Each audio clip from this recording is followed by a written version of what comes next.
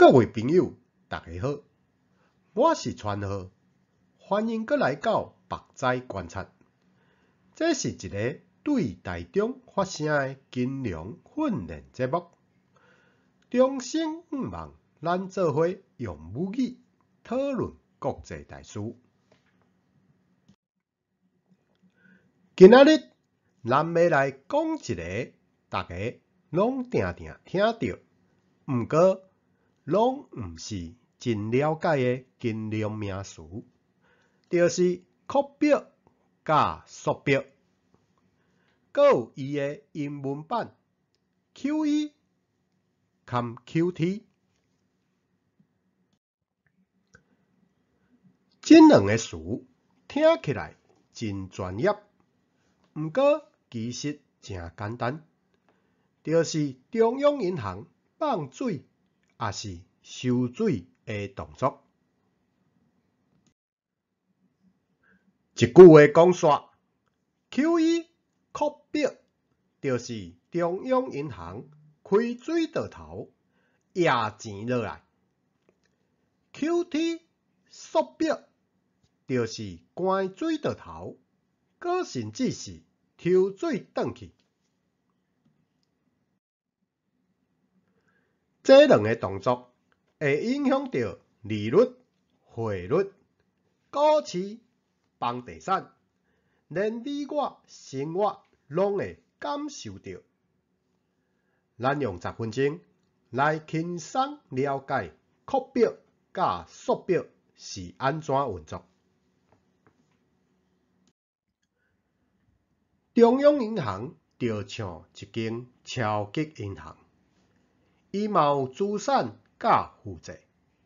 简单讲，当中央银行印钱出来买财政部发行的政府债券时，这张债券就会变做伊的资产，因为迄是中央银行买来的，放伫手内的物件。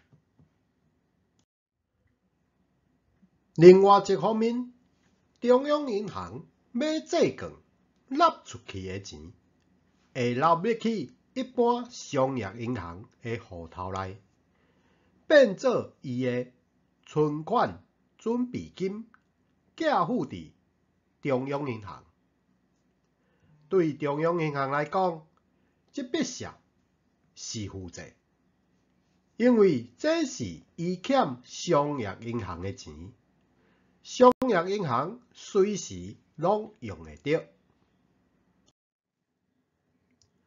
所以当中央银行债券愈买愈多时，伊的资产负债表就会扩大，这就叫做库表。若是中央银行卖掉手中的债券，也是互债券到期无搁买，这就变做缩表。换句话讲，库表是放钱落去市场内，缩表是对市场收钱转来。简单讲 ，QE 库表是大油门 ，QT 缩表是大洞仔。油门大久会烧，洞仔大久会冷。中央银行的工课就是要伫中央找平衡。若是放伤侪水，会有通货膨胀；收水收伤紧，会经济衰退。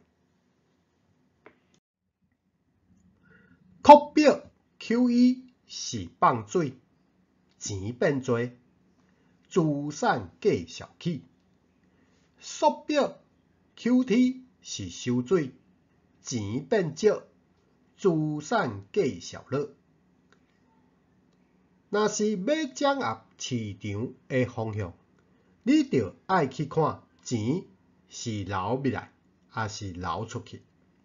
掌握中央银行的动作，就是掌握市场方向。若你介意即种用轻松方式讲经济的节目，记得持赞、订阅、开启小铃铛。咱期待后届再相会。さよなら。